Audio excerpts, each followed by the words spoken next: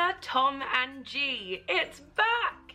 Yay! Sorry that I was absent for the majority of last year. Wednesday sort of possessed me and took over my life. But now that I'm no longer part of the Addams family, I can fully be part of the Fletcher family and recommence doing Dear Tom&Gi. Yay! Tom, I know exactly what you mean when you say that all the things that you want to tell me via these videos are things that you aren't allowed to announce yet and talk about publicly. It's so frustrating, but luckily I think this year is the year where I have the least secrets. There's only 1 or 2 things that I'm not allowed to talk about yet, and even then I know that I'm allowed to talk about them in the next like month or so. But my album, my book and my concerts, they're all out there for me to chat about as much or as little as I like, which is nice. But then I guess the problem with having everything already out there is that when it comes to making these videos, I've already talked about everything, so I don't really have that much to say. Something I never get to do because I'm in shows is see shows, so that's something I really want to do more of this year. So far I've seen 3 shows. I've seen Aladdin,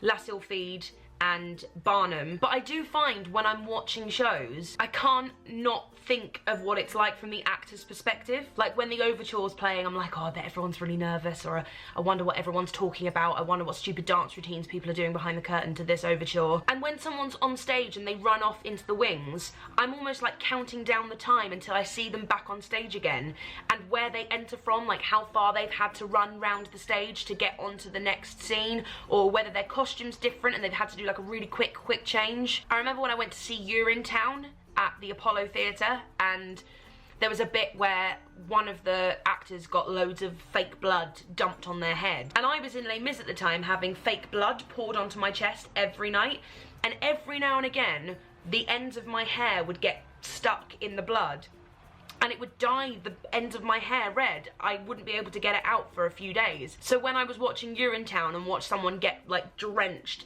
head to toe in this blood, I was like, oh man, that must take you hours of scrubbing every night to get that out. I was almost like, no, don't do that. I kind of cared more about all the time that actor would have to spend scrubbing at his hair and skin than the fact that all of that blood symbolised that character dying, and it was like a big plot point. I'm just so pleased that I still love the theatre so much, because so many people lust after jobs for so long, and then when they finally get them, it's either not what they thought it would be, or they've been doing it for so long that it's kind of lost its magic a little bit. It doesn't feel the same as when they were lusting after it. Whilst you do get into the routine of a show and it does feel like just going to work every day, I can still come away from a show and still ache to go back to the theatre. I still desperately want to be behind that curtain again, and still just want to go and see as many shows as I possibly can. I still love the theatre so much, and I still watch other actors and am completely in awe of what they do, even though I do it too. And even though I've seen how it all works from behind the scenes and behind the curtain,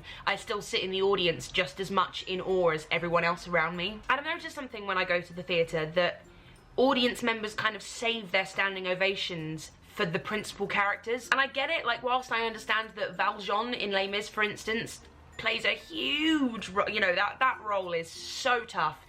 The sing in itself is so big, and the fact that he's on stage like constantly is obscene, but everyone in that show is just as vital to the storyline. Everyone comes home from that show feeling absolutely exhausted. And I know what it's like when you run on stage with the cast for the bows and the audience get to their feet. Like, nothing replicates that feeling. That feeling is insane. And so when I go to the theatre, even when I'm on my own, even when it's just me and I've got no one else to sort of back me up, I will make sure that as soon as the bows start, I'm on my feet, because I'm like, everyone in this show has worked just as hard as each other, and I bet they're all absolutely freaking knackered. Basically, I love the theatre and I'm really excited to go tonight. There's nothing like it. I'm gonna go.